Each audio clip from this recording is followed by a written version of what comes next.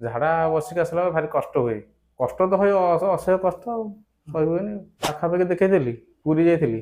ପୁରୀରେ ଦେଖିକି ଆସିଲି, କିଛି ଫଳାଫଳ ହେଲା। ମୋବାଇଲ ଫୋନ ଦେଖିଲି ପୁଷ୍ପା କ୍ଲିନିକରେ ଭଲ ହୁଅନ୍ତି ଲୋକମାନେ। ମାସେ ଖାଇବା ପରେ ପରିଷ୍କାର ଭଲ ହେଇଗଲା। ସେଟା ଖାଲି ଔଷଧ ଦ୍ୱାରା ଭଲ ହେଉଛି, ଇଞ୍ଜେକ୍ସନ ନାହିଁ କି ଅପରେସନ ନାହିଁ, କିଛି ନାହିଁ।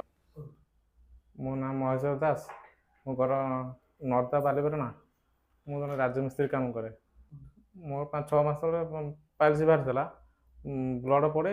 ଝାଡ଼ା ବସିକି ଆସିଲା ବେଳେ ଭାରି କଷ୍ଟ ହୁଏ। ଭାରି କଷ୍ଟ ହୁଏ, ସହି ହୁଏନି, ଅସହ୍ୟ ଯନ୍ତ୍ରଣା। ଝାଡ଼ା ହାଡ଼ ହେଉଥିଲା, ଭାରି ଟାଣ ହେଉଥିଲା, ବ୍ଲଡ଼ ପଡ଼ୁଥିଲା। କଷ୍ଟ ତ ହୁଏ, ଅସହ୍ୟ କଷ୍ଟ ଆଉ ସହି ହୁଏନି। ପାଖାପାଖି ଦେଖେଇଥିଲି, ପୁରୀ ଯାଇଥିଲି। ପୁରୀରେ ଦେଖିକି ଆସିଲି, କିଛି ଫଳାଫଳ ହେଲା। ମୋବାଇଲ ଫୋନ ଦେଖିଲି ପୁଷ୍ପା କ୍ଲିନିକରେ ଭଲ ହୁଅନ୍ତି ଲୋକମାନେ ବୋଲି। ସେଠୁ ଆସିଲି, ଏଠି ଦେଖା କଲି ଡକ୍ଟରଙ୍କ ନେଇଥିଲି। ମାସେ ଖାଇବା ପରେ ପରିଷ୍କାର ଭଲ ହେଇଗଲା ସବୁ।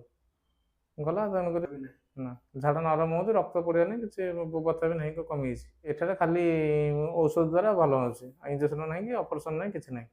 ଆଜ୍ଞା, ଆପଣମାନଙ୍କ କାହାର ଯଦି ହେଇଛି ପାଖାପାଖି କି ଆପଣମାନଙ୍କ କାହାର, ଆସିକି ଦେଖା କରନ୍ତୁ, ଯୋଗାଯୋଗ କରନ୍ତୁ ପୁଷ୍ପା କ୍ଲିନିକ ସହିତ।